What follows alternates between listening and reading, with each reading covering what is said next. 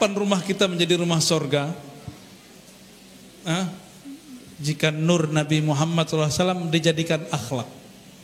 Segala sesuatu selain Allah tercipta wujudnya adalah hadiah dari wujud Nabi Muhammad SAW. Tubuh kita alam bukan? Maka tubuh ini dapat hadiah dari pancaran nur Sayyidina Muhammad SAW. Maka kalau ingin memandang Nabi SAW, pandanglah diri. Wa'lamu anna fikum Rasulullah. Wa'lamu anna fikum Rasulullah. Dan ketahuilah, itu terjemahan awam. Wa'lamu itu boleh juga ilmuilah. Pelajarilah ilmunya. Carilah ilmu tentang apa? Anna fikum, bahwa di dalam dirimu ada nur Sayyidina Muhammad sallallahu alaihi wasallam. Berdasarkan ini, ulama-ulama ahlus sunnah yang mengerti kemakrifatan kepada Allah dan Rasulullah sallallahu alaihi wasallam mengatakan bahwa ma'rifatu nuri Muhammad, mengenal tentang ilmu nur Muhammad sallallahu alaihi wasallam, ini sangat dianjurkan bagi orang yang ingin mengenal Sayyidina Muhammad sallallahu alaihi wasallam. Bil mu'minin,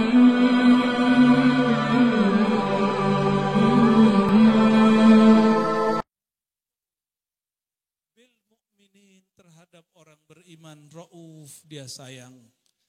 Rahim, dia sangatlah sayang, sangat kasih dan sayang.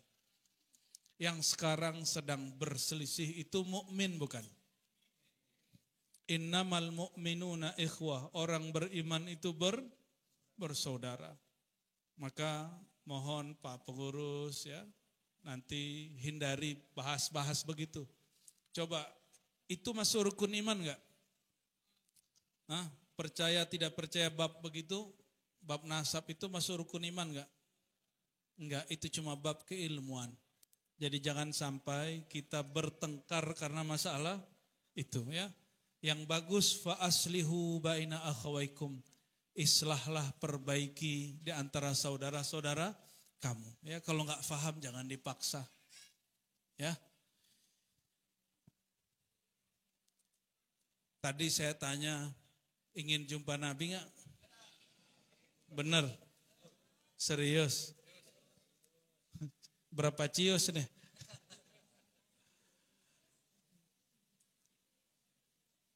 Orang yang masih ingin jumpa Nabi berarti belum mengenal Nabi Muhammad sallallahu alaihi wasallam.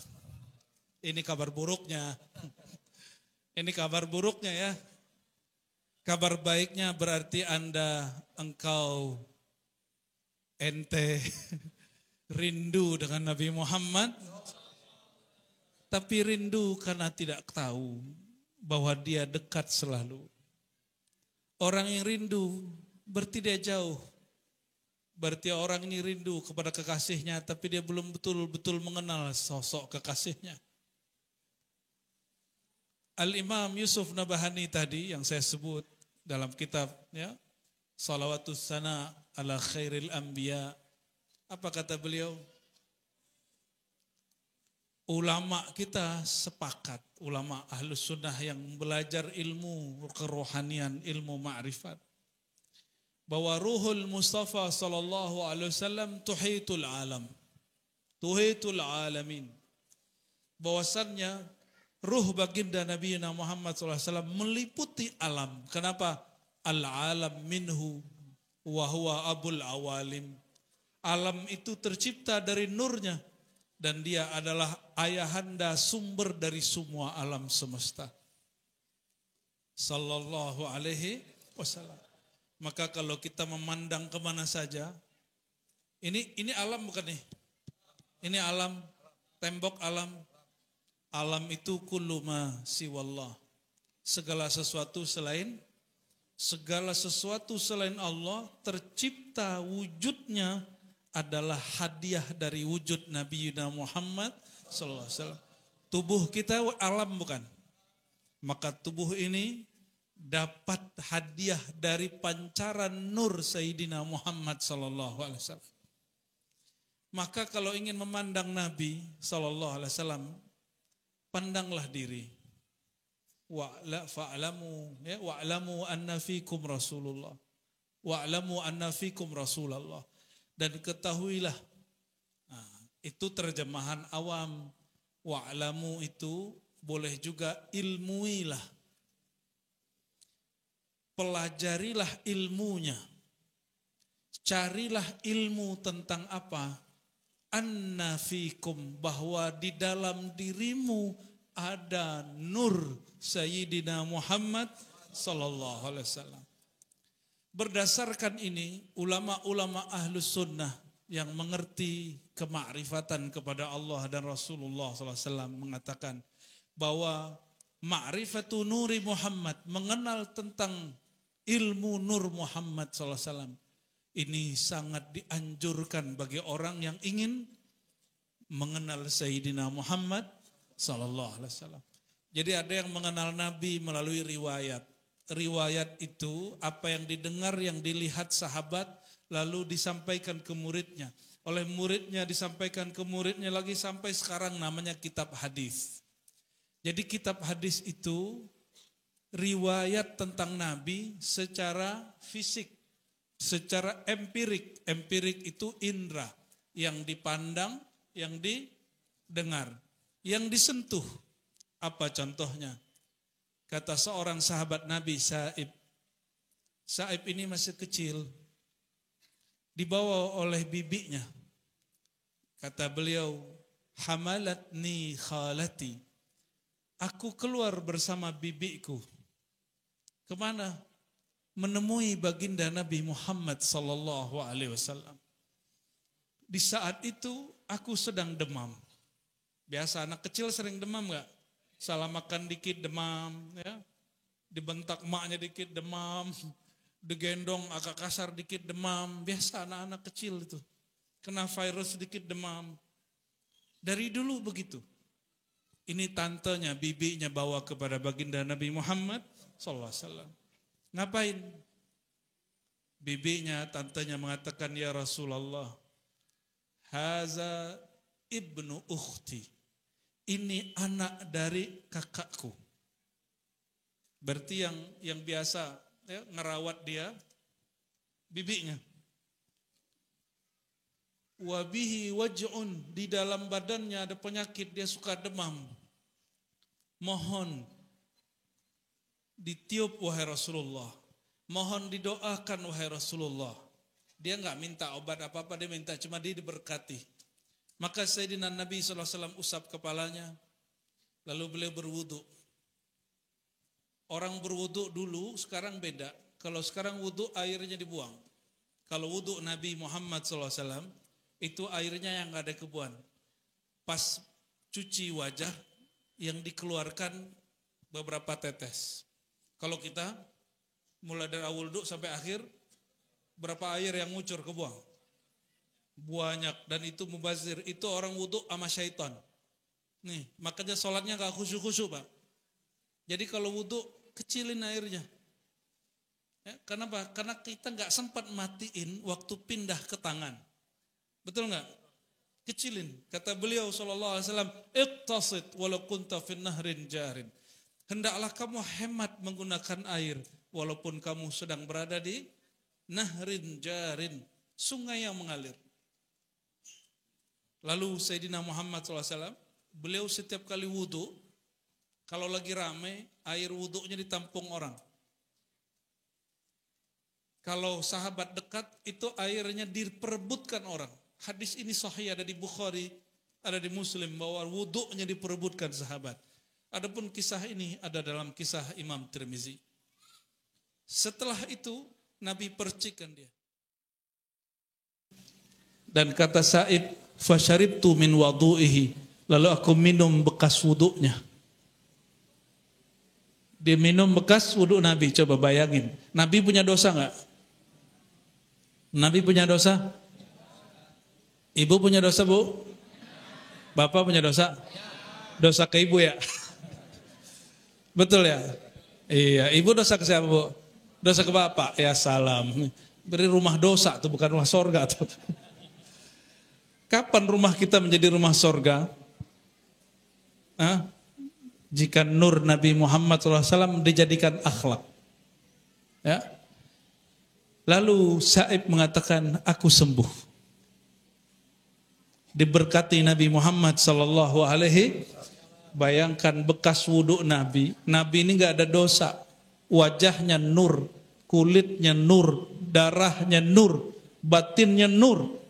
Jika air wudhu, wudhu itu juga cahaya artinya. Maka nurun ala nur. Sallallahu alaihi wasallam. Itu diminum oleh Sa'ib, maka Sa'ib sampai tuanya gak pernah sakit perut. Sahabat Nabi yang minum bekas Nabi, yang masuk bekasnya kepada kolbunya, kepada jantungnya, kepada perutnya, badannya, itu gak pernah sakit perutnya. Sallallahu alaihi wasallam. Maka ulama membuat kaidah, menyimpulkan sebuah kaidah. Ma massal Mustafa syai'an illa tahawwala ayyakuna ila akmal halin. Tidaklah Sayyidina Muhammad SAW menyentuh sesuatu kecuali yang disentuhnya berubah menjadi sempurna, menjadi bagus, menjadi berkat. Itu wudu, percaya enggak? Yang lebih menggelikan bagi orang awam, tapi bagi pencinta tidak menggelikan. Dalam hadis yang sahih juga disebutkan bahwa Nabi SAW beliau kelelahan lalu nginap di rumah sepupunya yaitu Ummu Sulaim, sepupu jauh. Awal-awal datang ke Madinah, Al-Madinah Al-Munawwarah. Lalu beliau biasa, Nabi itu termasuk orang yang awal menginisiasi WC di dalam rumah.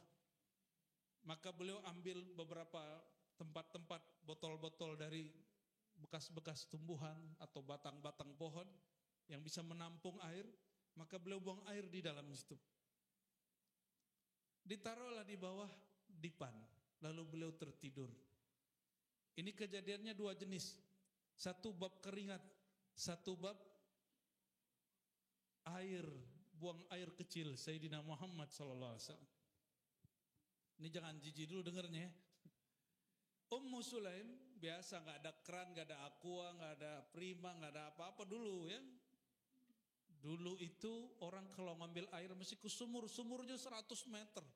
Diambil dulu disimpan ke rumah. Ditaruh di gentong, diminum atu-atu, ini habis. Kata Ummu Sulaim, manalah ini air? Maka dia datang ke kamar yang di situ Sayyidina Muhammad SAW sedang tidur, dia lihat Nabi Muhammad bawa air enggak? Begitu akrabnya beliau dengan saudara sepupunya. Air dia airku, kira-kira begitu. Dilihat, wah ada botol nih punya air nih. Lalu beliau minum, bluk. Ditaruh lagi. Setelah minum, Nabi kaget, Nabi bangun. Dan ditanya, ya Ummu Sulaim, ada apa ini? Kenapa engkau minum? Itu buang air kecilku. Kata Ummu Sulaim, ya Rasulullah, saya cari-cari air, aus. Adanya itu, tapi enggak pesing sama sekali.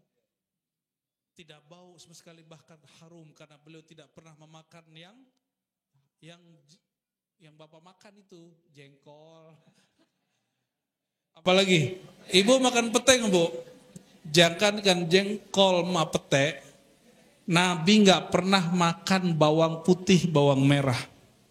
Sallallahu alaihi wasallam. Ini jangan ditiru ya.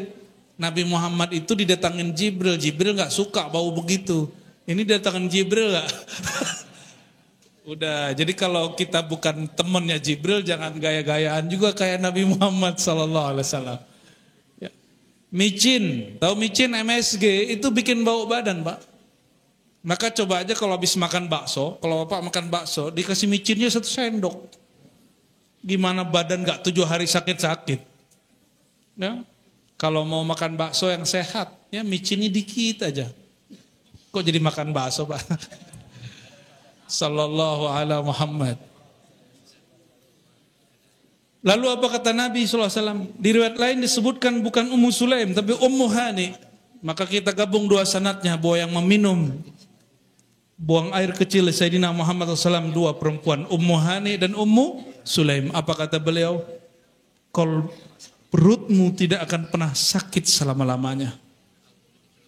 Ketika ada orang sakit perut, maka Nabi Yuna Muhammad SAW mengatakan, hei Ummu Hani, ludahi orang itu, ludahi mulutnya. Langsung hilang sakit perutnya. Sallallahu alaihi wasallam. Itu yang disebut Nabi nyentuh apa aja, ngeludahin apa aja, nginjak apa aja, sempat itu langsung diberkati. Sallallahu alaihi wasallam. Halimah Sa'diyah itu perempuan miskin, sangat miskin sekali. Perempuan kurus, asinya, air susunya sedikit sekali. Kata orang Malaysia, air badan, susu badan. Sedikit, tapi ketika menyusui baginda Nabi Muhammad SAW, air susunya langsung banyak. Bisnis suaminya langsung lancar. Ternak suaminya langsung berkembang biak. Kampung Bani Sa'diyah langsung diberkati Allah Subhanahu. Karena setiap hari itu malaikat jagain, liatin. Besok lagi datang lagi. Setiap hari diliatin malaikat. Ya. Khawatir nanti ada kekurangan pada bayi Sayyidina Muhammad SAW. Sampai cukup umur baru dibedah dadanya. Kembali ke yang tadi. Kisah Ummu Sulaim dan Ummu Hani minum. Ya, kira-kira buang air Nabi najis apa tahir, suci? Suci apa najis? Wah, benar-benar nih mantap nih maulidnya sudah nih ya. Berarti antum ini kenal Nabi Muhammad sallallahu alaihi wasallam. Dan ini disebut min khasais an-nabawiyah. Maka Al-Imam Asyuti, jauh-jauh hari Imam Asyuti nulis kitab Al-Khasais Al-Kubra, keutamaan yang sungguh besar. Salah satunya adalah Nabi Muhammad sallallahu alaihi wasallam buang air kecilnya dan darah bekamnya tidaklah najis. Khusus Sayyidina Muhammad sallallahu alaihi wasallam. Jadi ini khususiyah namanya. Kalau kiai emang nggak masuk. Ya, kiai nggak masuk, mursyid nggak masuk, habib nggak masuk. Tapi habib dapat berkah. Ya.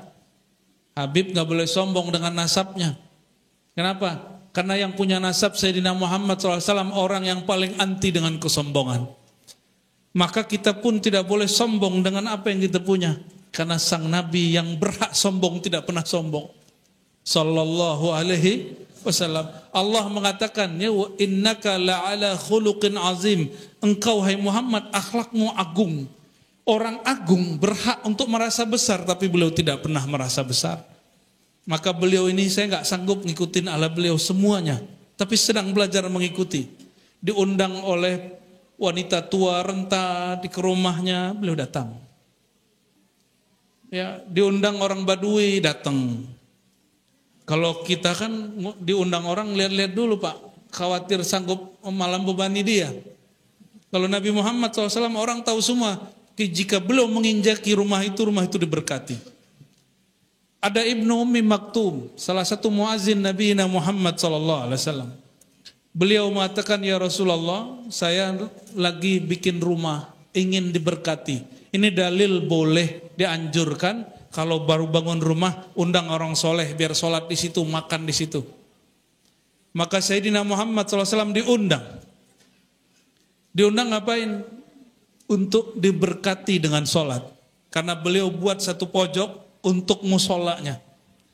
Hadis Sahih Bukhari disebutkan bahwa Nabi Muhammad SAW bertanya, wahai sahabatku, kamu maunya di mana aku sholat? Di pojok mana, di bagian mana? Maka sahabat ini mengatakan, di pojok yang kanan ini wahai baginda. Lalu beliau sholat 2 rakaat di situ, dan tempat itu dijadikannya musola sampai matinya. Sallallahu alaihi. Ini dalil kalau kita bikin pesantren, bikin masjid, bikin tempat musola kecil, undang orang soleh, sholat di situ, jangan makan doang, ya. Minta sholat, itu sunnahnya. Ya, ini sunnah yang sudah jarang diamalkan. Sayang sekali. Kami di majelis ribat, kami coba hidupkan itu. Kalau ada kawan bikin rumah baru, atau dia lagi dapat apartemen baru, atau ada kontrakan baru, jika layak dikunjungi, ya. Ini akhlak dari Nabi Muhammad sallallahu alaihi wasallam.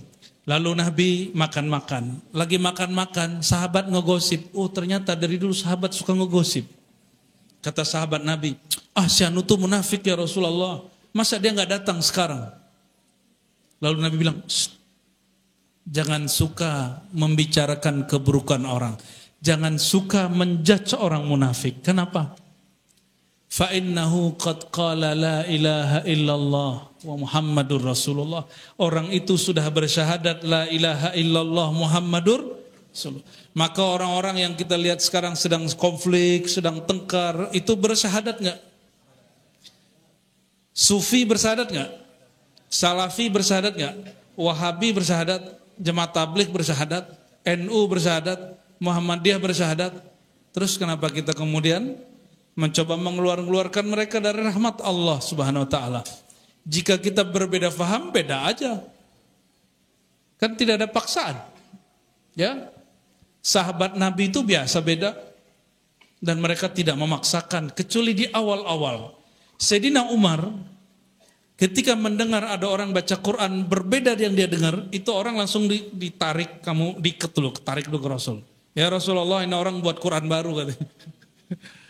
Jadi emang tabiat sahabat waktu mereka masih ada sisa jahiliyah dalam dirinya, orang yang beda faham dituduh. Syukurnya saat itu ada orang paling alim yaitu Sayyidina Muhammad SAW, diselesaikan ke Nabi Muhammad SAW. Apa kata Nabi Muhammad? Da'hu ya Umar. Biarkan dia Umar, hakadha unzil. Disuruh orang itu baca, lalu dia baca. Kata Umar, tuh kan ya Rasulullah, beda kan? Beda sama yang engkau bacakan kepadaku. Kata Nabi SAW, ya Umar, hakadha unzil. Itu versi lain, bahwa Quran diturunkan dengan bacaan yang lain. Sejak saat itu Sayyidina Umar tidak lagi gampang menyalah-nyalahkan orang. Jadi kalau ada orang gak maulid, biarin aja. Bukan berarti dia gak cinta Nabi Muhammad SAW. Toh dia buat kajian sirah Nabi, betul gak? Kajian hadis Nabi, lah itu kan bagian dari maulid juga. Maka kami sampaikan kepada mu'alim-mu'alim yang mengajarkan hadis setiap hari, dia bermaulid setiap hari. Alhamdulillah Al-Faqir setiap hari ngajar kitab. Ya. Sekarang sudah mulai karena banyak majelis-majelis khusus bulan Maulid. Kadang-kadang enggak pakai kitab, kadang pakai kitab. Kadang kitab yang di sini, kadang kitab yang di situ. Sallallahu alaihi wasallam. Kembali ke yang tadi. Jadi darah Nabi najis enggak? Betul. Serius. Bekas Nabi najis enggak? Kalau bekas kiai tergantung, ya, tergantung.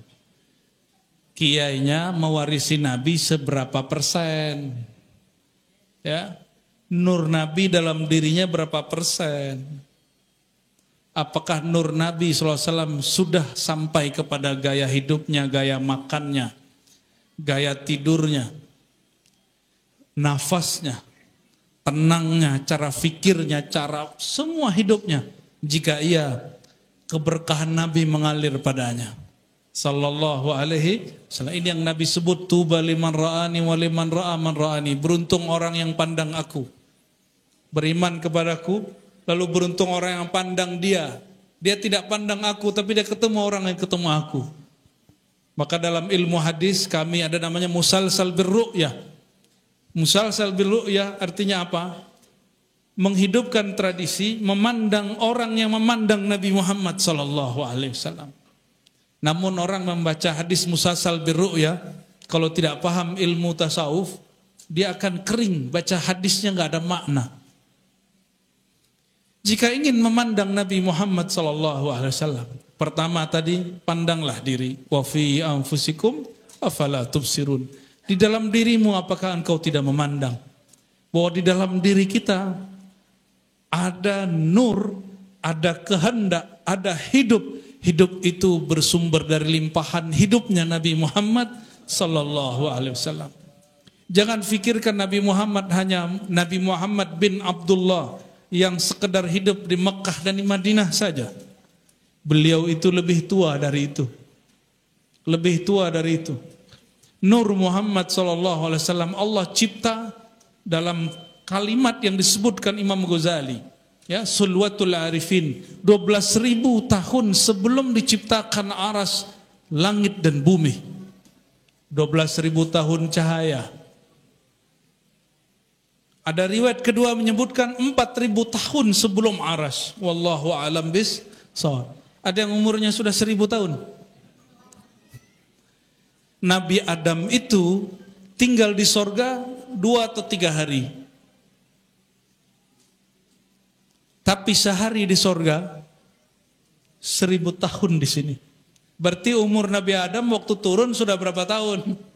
Sudah 1.000, Pak. 1.000 atau 2.000. Itu Adam keberapa? Wallahu alam bis-shawab. Itu Nabi Adam dicipta.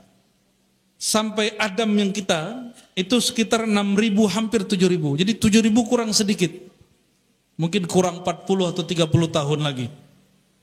Berarti 6.400-an wallahu alam. Berarti Nabi Adam itu sudah sangat lama sekali. Dan Nabi Muhammad SAW jauh lebih awal lagi. Kata Sayyidina Muhammad SAW, aku sudah ada sedangkan Adam masih tanah. Maka kita ini keturunan Adam, sedangkan Adam berasal dari nur baginda Nabi Muhammad SAW. Beliau mengatakan, ya Allah bersabda, Inni khaliqun basharan min tin. Aku ciptakan sarang bashar bernama Adam dari tin, tanah. Tin itu tercipta dari nur Nabi Muhammad SAW. Yang tubuh ini sekarang langsung dari tanah apa dari apa? Saripati. Oh, udah saripati ya. Ya, makanya badannya lemas ya. Gak kuat kayak Nabi Adam. Nabi Adam itu dia diam sejenak, tercium sama dia bau Sayyidatuna Hawa. Ya. Dia diam, dia turun di India, Pak. Sedangkan Sayyidah Hawa di Jazirah Arab. Dia rindu kepada istrinya. Siapa istrinya? Sayyidatuna, jangan pakai Hawa lah, kayak teman ente aja tuh. Pakai Sayyidah. Siti boleh, tapi Siti itu jadi Siti Nurhaliza nanti. Ya. Siti Sayyidah atau Sayyidati. Siti itu kependekan dari Sayyidati. Sayyidatuna atau Sayyidah Hawa dirindui Sayyiduna Adam. Dia rindu. Gimana gak rindu? Ketika hendak memakan buah larangan, itu kan sedang pasang badan untuk menyelamatkan Hawa. Sayyidatuna Hawa mengatakan, suamiku itu kayaknya buahnya enak. Tapi Allah mengatakan wala taqraba hadhis, jangan dekat-dekat. Cuma saya mau tanya, semua yang di sorga boleh dimakan enggak? Berarti ini cuma norma larangan tidak haram untuk Sayyidina Adam, hanya anjuran. Seandainya Nabi Adam tidak makan itu, kita enggak pernah lahir, Pak. Ya. Ini enggak ada Pak Ketua, ini enggak ada. Masjid begini enggak ada. Enggak ada sholat 5 waktu, tidak ada maulid. Nabi Adam alaihissalam dan Sayyidatuna Hawa masih berdua. Atau mungkin beranak pinak tapi di sorga. Tapi kayaknya enggak juga. Di sorga enggak beranak orang. Nanti kalau masuk sorga nih, ibu-ibu nanti enggak beranak lagi, Bu. Ini umurnya yang paling muda di sini siapa coba lihat? Iya. Ada yang umur 33 enggak? 32. Coba angkat tangan. Oh, yang di belakang ya. Cowok cewek sama aja. Ah, tenang nih Pak Ketua ya. Antum umur berapa? 29. Ya, kira-kira nanti Pak Ketua mukanya kayak dia nih. Muda maksudnya. Tapi cakepnya kayak aneh. Allahumma sholli ala sayyidina Muhammad. Semua kita di sorga tenang Bapak Ibu, seumuran. Tapi tingkatnya tergantung seberapa kenal dia Nabi Muhammad SAW. Karena afdalul a'mal ithnani. Amal paling mulia dua, satu ma'rifatullah, dua ma'rifatun Nabi Muhammad SAW. Baru sholat, zakat itu bawah lagi tuh. Karena syahadat pertama apa? Asyhadu an la ilaha illallah, asyhadu anna Rasulullah. Rukun iman semuanya tentang Nabi Muhammad, tentang Allah. Rukun ihsan, jika engkau sholat, engkau ibadah seakan memandangnya. Jika belum, maka hendaklah engkau merasa dipandangnya. Berarti itu ma'rifatullah. Itu tentang ma'rifah. Jadi amal paling mulia bukan sholat yang banyak. Sholat kita mah ala kadar aja Pak. Khusyuk aja belum tentu. Yang penting wajib-wajib jangan ditinggal. Ya. Yang wajib-wajib jangan ditinggal. Syukur-syukur dapat yang sunat. Tapi yang wajib sekarang apa? Mengenal siapa yang disembah. Ini yang disebut dalam Quran. Fa'lam annahu. Hai Muhammad. Ini perintah ke Nabi Muhammad SAW. Fa'lam. Ketahuilah bahwasannya dia. Maka ini perintah kata Imam Syekh Abdul Qadir Jilani, sebelum engkau baca la ilaha illallah, kenalilah Allah. Tapi sebelum kenal Allah, mesti kenal dulu orang yang mengajarkan tentang Allah, yaitu Sayyidina Muhammad. Maka bernamalah Sayyidina Muhammad dalam ilmu nama Babullah, pintu menuju Allah. Kalau masuk rumah nggak lewat pintu disebut apa? Maling, ya. Maka syaitan itu maling makrifat. Dia nggak mau bermakrifat lewat pintu Sayyidina Muhammad sallallahu alaihi wasallam. Ya. Ketika Sayyidina Adam dicipta dari tanah, selesai tubuhnya, jantungnya, semuanya bakat. Tapi belum bisa gerak, masih diam. Masih mati. Lalu kata Allah, nafakhtu fihi min ruhi, surat Sad. Aku hembuskan ke dalamnya rohku. Bukan zatku. Ingat, apa? Rohku. Wa ruhi Ahmad. Nama dari ruhullah itu Ahmad. Maka dalam ungkapan ahli marifat, Ahmad ruhullah. Apa? Ahmad bukan Ahmad zatullah. Jadi siapa yang mengajarkan Allah hembuskan zatnya, berarti dalam tubuh ente ada zat Allah dong. Ada zat. Itu ajaran menyimpang. Ma'rifatnya keliru. Mesti diluruskan. Zat Allah tidak tercerai-berai. Tapi ruhullah Allah hembuskan kemanapun dia suka. Apa nama ruhnya tadi? Ruhullah Ahmad. Maka semua ruh kita ini adalah pecahan dari ruh Sayyidina Ahmad, Sayyidina Muhammad. Maka bernamalah beliau dalam semua kitab maulid Abul Arwah, bapaknya ruh. Jadi ruh kita punya bapak. Kalau badan ini bapaknya kan sudah ada ya. Bapak nama ayahnya siapa? Jami'an. Nama bapak siapa? Suharso bin Jami'an. Bagus sekali nama Jami'an. Kok jadi Suharso, Pak? Harso mungkin rasa kali ya. Wallahu alam bissawab. Itu bin kepada jasad. Tambahin Muhammad, Pak ya. Kasih tahu ke anak. Sejak hari ini nama saya depannya ada Muhammad Suharso. Ya. Sallallahu alaihi. Tapi gak usah masukin KTP, gak usah. Nanti kalau meninggal kasih tahu sama anak ya, jangan lupa tambahin namaku Muhammad Suharto. Nanti kalau orang kirim Fatihah Muhammad Suharso, ya. Biar nanti malaikat nggak susah bacanya. Allahumma sholli wa sallim wa barik alaih. Nasi kuning.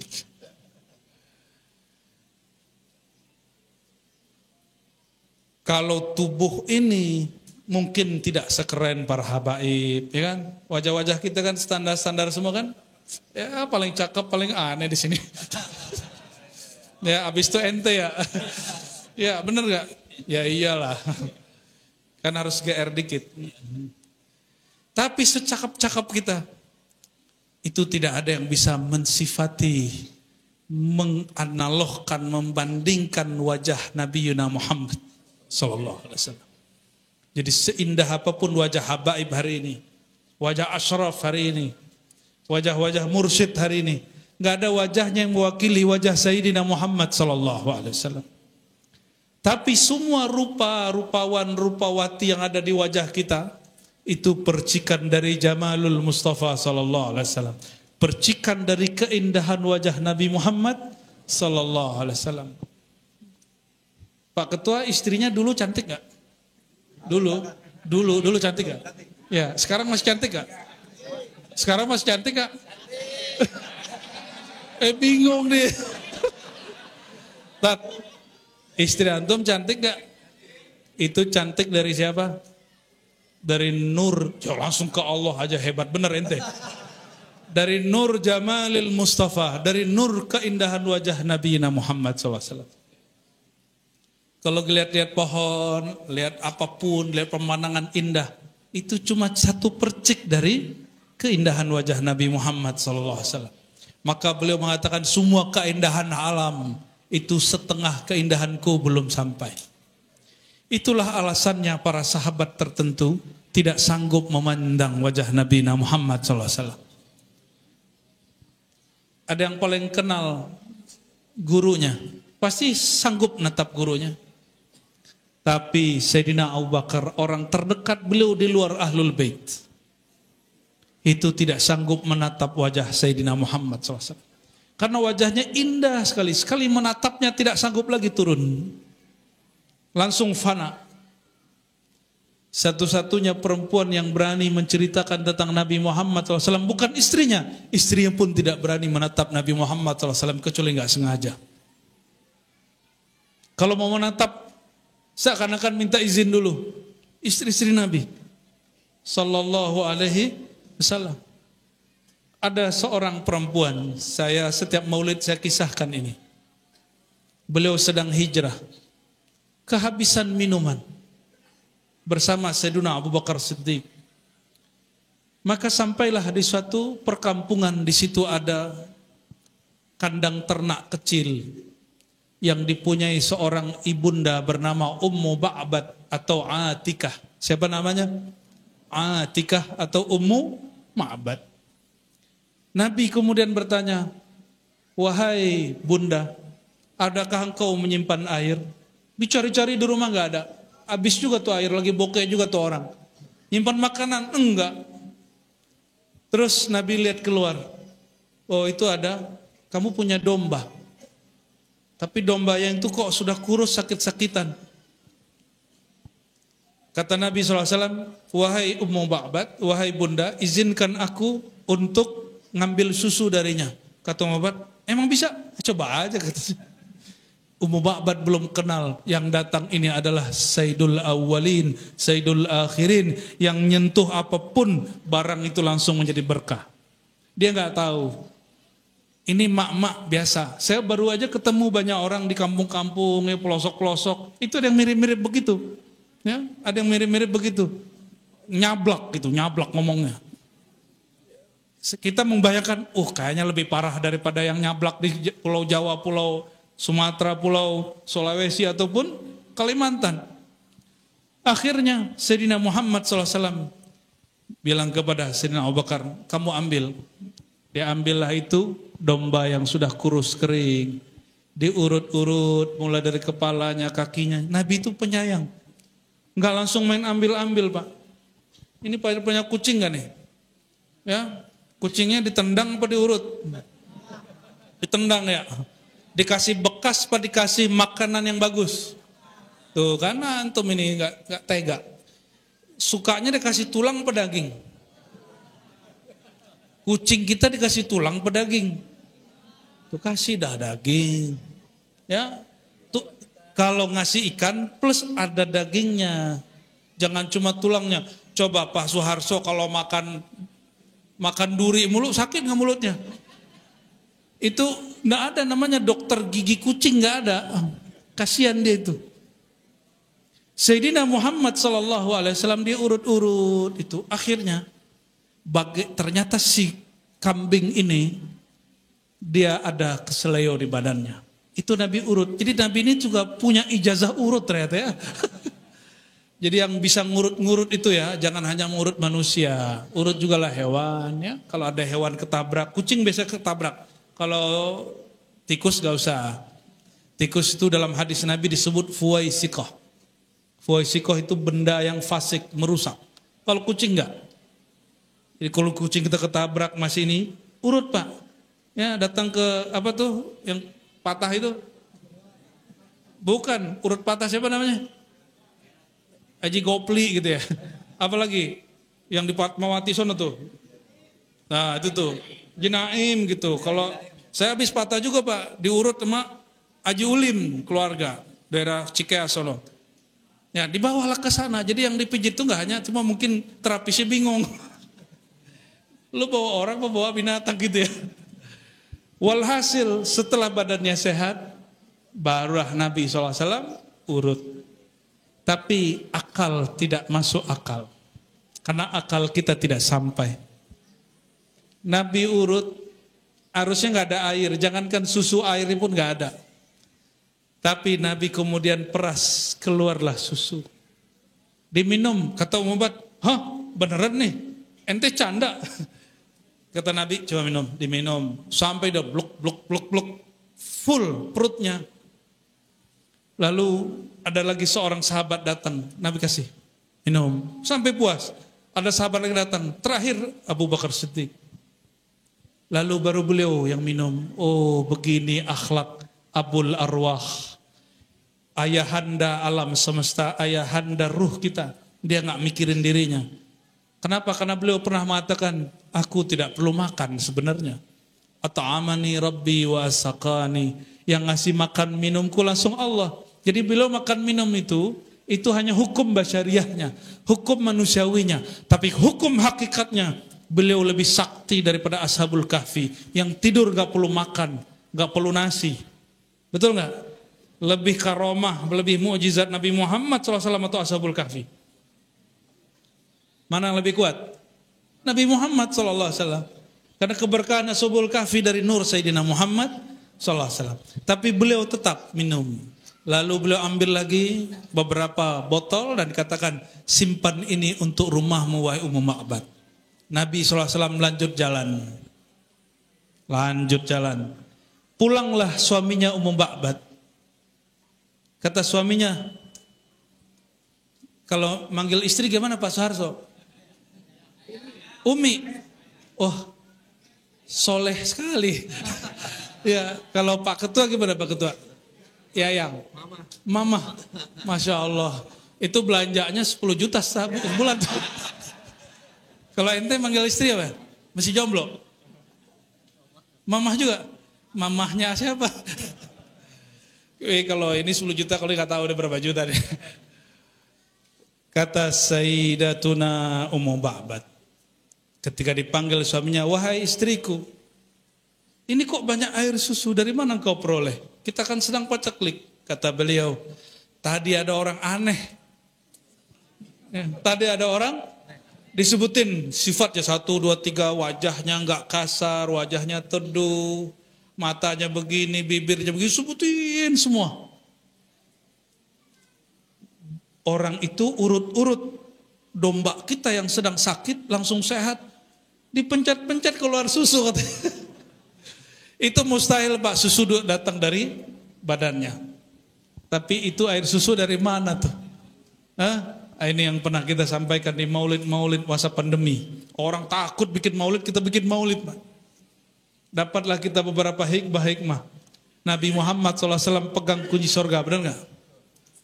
Biyadi mafatihul jannah, di tanganku kunci-kunci surga. Di surga itu ada 4 sungai besar. Ada sungai air mineral, ada air susu, ada air madu, ada air khamar. Yang sabar tidak mabuk-mabuk di dunia, tidak narkoba di dunia, nanti merasakan nikmatnya minum khamar. Narkoba halal di sorga. Ya, kalau sekarang jangan, sabar-sabar dikit lah ya. Gak tahan ya, sama yang makruh-makruh boleh lah ya. Jangan sampai kemudian kelewat. Sabar-sabar dikit. Nabi SAW setiap saat diiringi malaikat. Itu tinggal manggil aja malaikat. Ya. Zahirnya tangannya megang, tapi batinnya dihubungkan ke dalam surga. Dan ini rahasia. Hewan-hewan yang ada di surga, salah satunya domba. Salah satunya apa?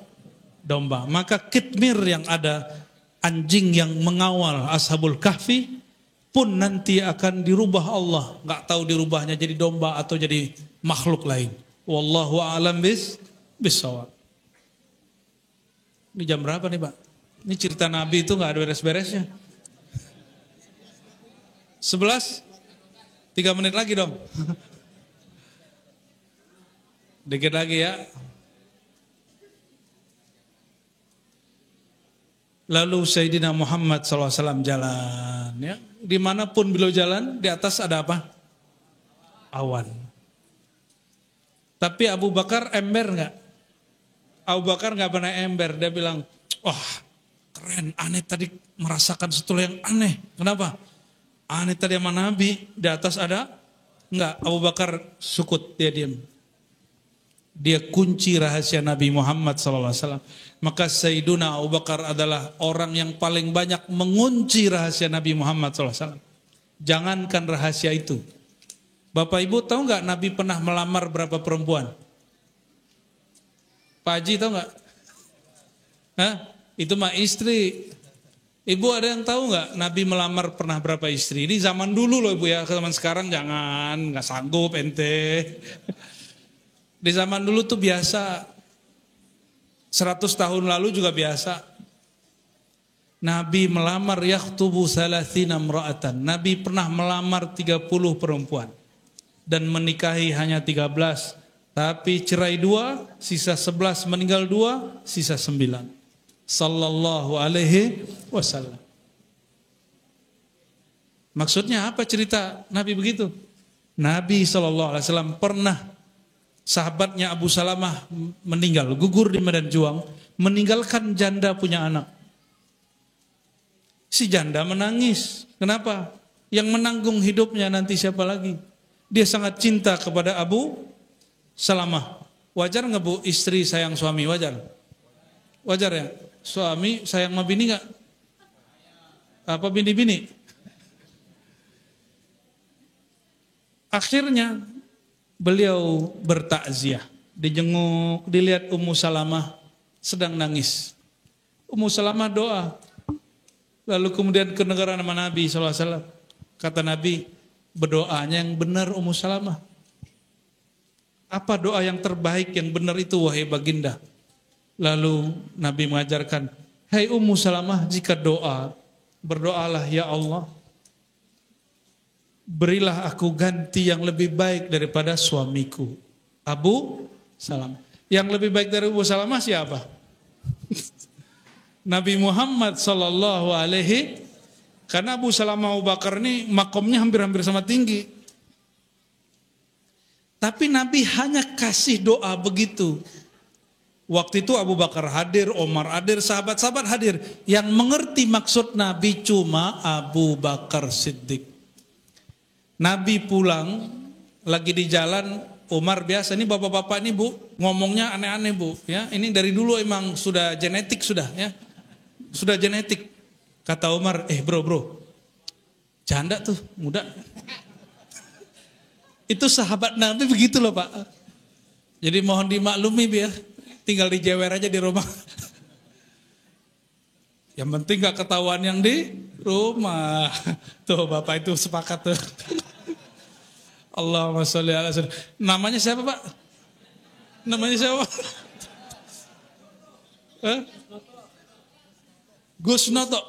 Kusnoto Bu. Namanya Kusnoto. Allahumma sholli ala Muhammad wa ala ali Muhammad. Ketika Sayyidina Umar mengatakan, Abu Bakar, tuh janda cantik. Emang cantik. Cantiknya berbanding dengan Aisyah yang masih remaja. Ini sudah janda muda tapi masih cantik. Saya gak bisa juga ceritain karena kamu pernah lihat juga.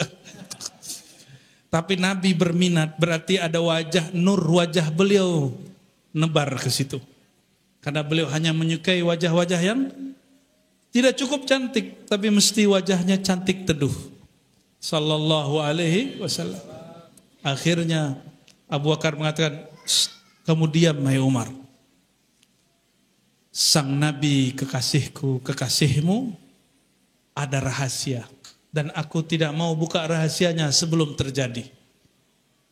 Langsung Umar faham. Umar itu selalu kalah selangkah dengan Abu Bakar. Umar langsung, tapi sahabat lain enggak ada. Sahabat lain tetap aja ngomong janda gitu ngomong Pak. Ya. Biasa, tongkrongan masjid kan begitu. Ya.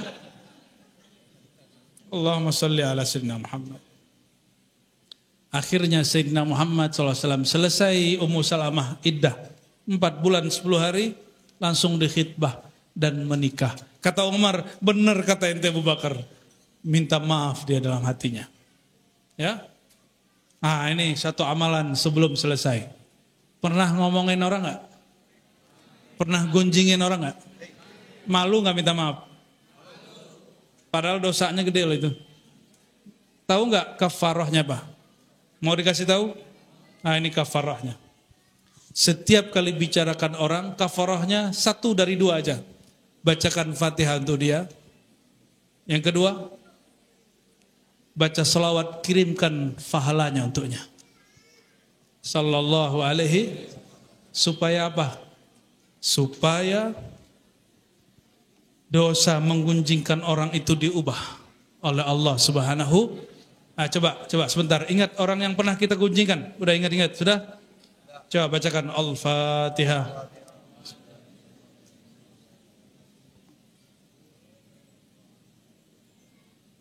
Waladhdallin amin.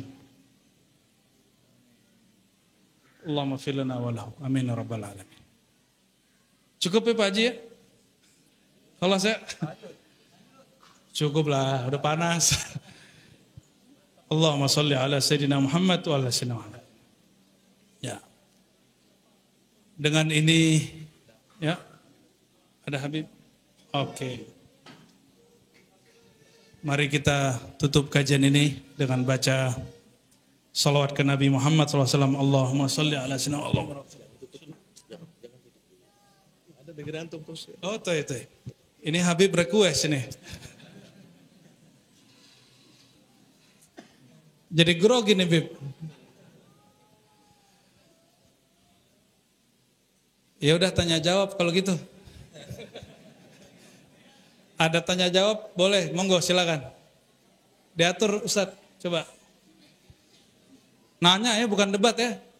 Ini majelis Maulid Nabi soalnya.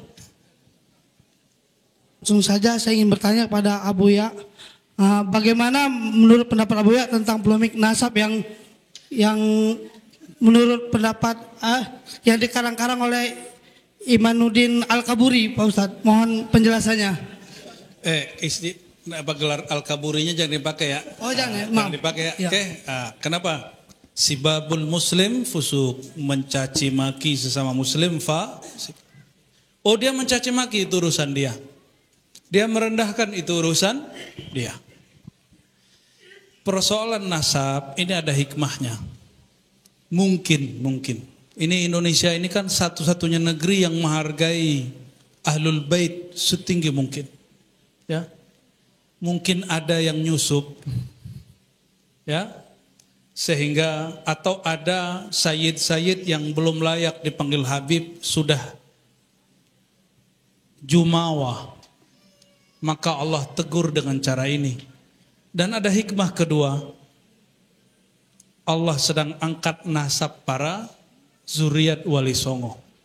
Ya, nanti kita tunggu hikmah yang ketiga. Semoga nanti ada yang mengislah antara zuriat Ba'alawiyah dan zuriat wali songo. Amin ya rabbal amin. Dan kita mencintai setiap orang yang mengaku dia zuriat Nabi Muhammad SAW. Kita juga nggak perlu juga cek dia. Ya. Dan yang pasti Mas Hanafi ya. Ini Mas Hanafi wajahnya sudah galau urusan nasab. Karena tiap buka YouTube yang muncul itu. Nanti Mas buka YouTube, buka history, hapus semua historinya. Ya, mulai lembaran baru jangan tonton itu lagi. Jangan tonton itu lagi. Kenapa? Karena yang berdebat di situ tidak hanya ahli ilmu. Tapi orang awam yang kata-katanya kasar, kotor ikut ke dalamnya. Kalau yang debat itu cuma Rumail Abbas sama Kiai Imad, itu nggak ada soalan, enak dengernya. Ya, balas-balasan manuskrip. Tahu manuskrip nggak? Ya, saya dosen manuskrip juga loh. Ya, untuk S3, S2 kita ngajar cara meneliti manuskrip. Jadi ketika mereka debat manuskrip, saya kadang ketawa juga. Ada yang benar, ada yang salah gitu maksudnya. Ada ya cara mereka yang pas, ada yang tidak pas. Tapi kita nikmati aja. Ya, kita nikmati saja. Ya. Namun kita tidak akan menambahkan gelar tidak baik, baik kepada pro ataupun kontra. Aham syai' yang pasti. Nuhibbun Nabi SAW wa alih, wa alahu, ya, wa warasat. Jadi semua zuriat Nabi, semua pewaris Nabi, kita cinta mereka semua. Ya, sallallahu alaihi wasallam. Dan saya sering sampaikan, dalam hadis Bukhari, Nabi SAW mengajarkan salah satu lafaz salawat. Allahumma salli ala Muhammad wa ala ali Muhammad. Ya, wa ala alihi. Di riwayat kedua, wa azwajihi ummahatil mu'minin wa zurriyatih. Ada kalimat apa? Zuriat. Dan saya yakin Kiai Imad itu tidak anti zuriat. Cuma dia sedang meragukan salah satu faham zuriat. Betul nggak? Ya, ya sudah biar dia cari. Tapi saya sebagai insan akademisi, saya masih dosen, alhamdulillah, ya, ngajar kemarin Sabtu full dari pagi sampai sore. Ya, S2, S3, alhamdulillah masih ngajar saya, Pak. Jadi kalau orang ngomong ilmiah-ilmiah, kita ikut juga ngomong ilmiah. Ilmiah itu beda dengan imaniyah. Sesuatu yang ilmi itu layak diprokontrakan. Ya, layak di apa? Maka nasab itu ilmu bukan? Maka dia layak untuk diperdebatkan. Nah, segitu aja, sederhana. Namun jangan paksa orang untuk meyakini hasil penelitian kita. Gitu. Ya, baik Kiai Imad ataupun Gus Rumel itu nggak boleh loh mereka maksa saya untuk percaya mereka. Mereka kewajibannya cuma menampilkan hasil penelitian dan kita berterima kasih. Terima kasih Kiai Imad, terima kasih Gus Rumel. Gitu aja selesai. Nggak usah pakai kalimat-kalimat al-kaburi, apalagi? Nggak usah. Itu bagian daripada sibabul muslim fusuk. Mencaci maki sesama muslim itu fasik.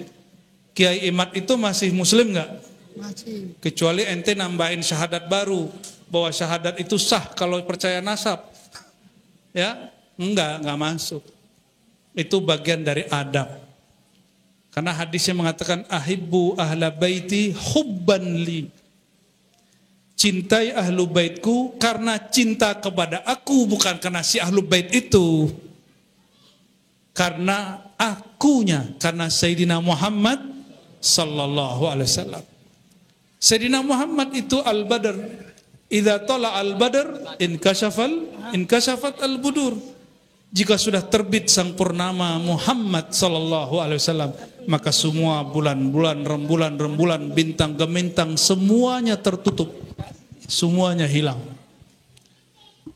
Dan saya yakin seperti beliau dan orang-orang yang layak dipanggil Habib, seperti Sayyidina Muhammad SAW tidak pernah membalas orang Taif, jangankan mengata-ngatai al-kaburi, ya, bahkan beliau tidak mau mengangkat tangan, ya Allah hambamu disakiti, dicaci maki, dilukai, dikotori. Enggak, Nabi enggak pernah ngomong gitu. Nabi cuma mengatakan, ya Allah mereka masih umatku, tapi mereka tidak paham siapa aku. Saya yakin, hakul yakin, Al-Habib itu gelar Sayyidina Muhammad SAW yang diwariskan kepada orang yang mewarisi sifat ini. Saya yakin, hakul yakin. Ini bukan hakul yakin yang ono itu, bukan. Antum kan hakul yakin ingatnya seseorang yang lain. Ya. Orang yang mewarisi nur ini dan darah itu, dia akan ingat ketika darah Sayyidina Al-Mustafa Muhammad SAW mengalir. Waktu diusir dari Taif, beliau hanya mengatakan, ya Arab, mereka masih umatku, mereka tidak faham aku. Ya. Dan bagian terakhir nih Mas Hanafi, ya, ini saya jawab juga malam tadi di tempat Wan Sekhan. Ya. Al-Mahdi minni min waladi Fatimah. hadis Abu Daud, imam akhir zaman, Al-Mahdi. Al-Mahdi artinya yang diberi petunjuk. Wa may yu'min billah yahdi qalbah. Siapa yang percaya kepada Allah, Allah bimbing kolbunya. Maka Al-Mahdi ini makhluk yang menjaga kolbu, yang terjaga kolbunya. Al-Mahdi itu minni, dariku. Dariku ada dua. Al-alam minni wa ana minallah. Ilham Syekh Abdul Qadir Jilani. Aku dari Allah, alam dariku. Maka Bapak Ibu, tadi kita sudah ngaji Nur Muhammad. Semua alam dari Nur Nabi Muhammad SAW. Maka beliau bergelar Abul Alamin. Secara alami beliau ayahanda kita. Tapi secara nasab belum tentu. Mungkin beliau lah Habib yang barangkali punya datanya. Saya paling 4 ke atas sudah hilang, Pak. Udah gak tahu lagi. Kalau para zuriat Nabi sampai hari ini mereka masih jaga. Ya, ini mungkin bagian dari mukjizat Nabi Muhammad sallallahu alaihi wasallam. Terus Nabi khususkan, bukan semua orang yang berasal dariku menjadi Al-Mahdi. Khusus itu am, Al-Mahdi minni itu am. Lalu ditaksis, dikhususkan, min waladi Fatimah. Tapi tidak semua kalian, walaupun kalian berasal dari nurku, khusus yang nurnya bercampur dengan darah.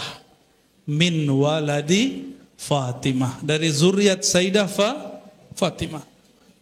Maka siap-siap, negeri ini paling banyak habaibnya, paling banyak asyrafnya, syarifnya. Sunan Gunung Jati itu Syarif Hidayatullah, ya. Ayah Sunan Ampel itu As-Sayyid Asy-Syarif. Gak tahu juga, ada yang mengatakan dia Al-Habib karena diperdebatkan ke atas, ke Hasani Pak Husaini. Namanya Ibrahim As-Samarqandi di Tuban. Ini satu-satunya wali sebelum Wali Songo yang kuburannya tidak lebih dari 1. Kalau Sunan Bonang ada berapa? Di Kampung Bonang Lasem ada, di Tuban ada, di Gresik bagian pulau, ada pulau namanya apa tuh di antara Kalimantan sama Gresik, Pulau Bawean. Saya pernah ke sana, ketemu 2 makom. 2 makom Sunan Bonang, nggak tahu di Madura ada enggak? Jangan-jangan di sini ada nih Pak Haji. Tapi As-Sayyid Asy-Syarif Maulana Ibrahim As-Samarqandi dari Samarkand, beliau tidak diperdebatkan kuburannya. Ya, sallallahu alaihi wasallam. Artinya tahun 1400-an itu zuriat-zuriat Nabi sebelum gelombang ulama Yaman dan Habib Yaman sudah masuk secara ilmu sejarah. Mungkin dengan ngaji nasab sekarang, siapa tahu nanti Allah takdirkan ada satu kumpulan ketemu zuriat Ba'alawi, zuriat Wali Songo. Kita saudara loh gitu. Siapa tahu begitu nanti ya. Amin ya Rabbal. Jangan lagi ada yang ngomong begini, oh si anu tuh Habib palsu gitu. Saya dengar sendiri ada Habib ngomong begitu sama saya. Ya. Kita tanya lah sama Habib yang dituduh palsu, dia bilang, "Aneh bukan Habib, aneh Sayyid," katanya gitu. Lah pusing kita, Pak. Ya sudahlah. Aneh cuma bilang, "Ana uhibbukuma." Saya cinta kalian berdua ya Habib ya Syarif ya Sayyid. Ya. Jadi kita cukup katakan cinta. Jadi Mas Hanafi masih galau? Tidak. Ya, nanti dihapus historinya, nggak usah nonton-nonton begitu lagi ya. Ya. Saya pun nggak mau bahas itu kecuali hanya membahas agar orang tidak membahas. Kenapa? Pembahasan kita masih banyak. Rukun iman yang 6 udah beres belum? Udah beres belum? Belum. Sholatnya udah khusyuk belum? Benar. Maka belajar sholat khusyuk wajib loh. Karena qad aflahal mu'minun, orang yang masuk surga itu ciri-cirinya sholatnya khusyuk. Antum ngaji nasab, nonton nasab terus sholat, pasti kepikiran nasab. Ya. Jadi saran saya, kita nikmati saja hasil penelitian mereka, kita doakan Allahumma aslih ummat Sayyidina Muhammad. Ini doa ijazah Nabi Khidir, ditulis oleh Imam Syuuti. Apa kata beliau? Siapa yang baca ini yuktab minal abdal, dia akan ditulis hatinya setara, menyamai atau mewarisi wali-wali abdal. Abdal itu di bawah kutub, cuma nggak tahu di bawahnya jauh apa dekat. Ya, apa bacanya? Allahumma aslih. Ikuti, Allahumma aslih ummat Sayyidina Muhammad. Ya Allah, damaikan, perbaiki umat Nabi Muhammad SAW. Allahumma jbur. Ya Allah, bantulah. Ya Allah, sempurnakanlah umat Sayyidina Muhammad SAW. Perjuangan umat Nabi Muhammad SAW. Allahumma ya Allah ya Nur nawwir qulubana wa nawwir jami'al hadirin birahmatika ya arhamar rahimin. Al-Fatihah. Suratul Jin anta ya'muru bil waladdallin. Amin. Inna Allah malaikatahu yusalluna 'alan nabiy ya ayyuhalladzina amanu sallu 'alaihi wa sallimu taslima.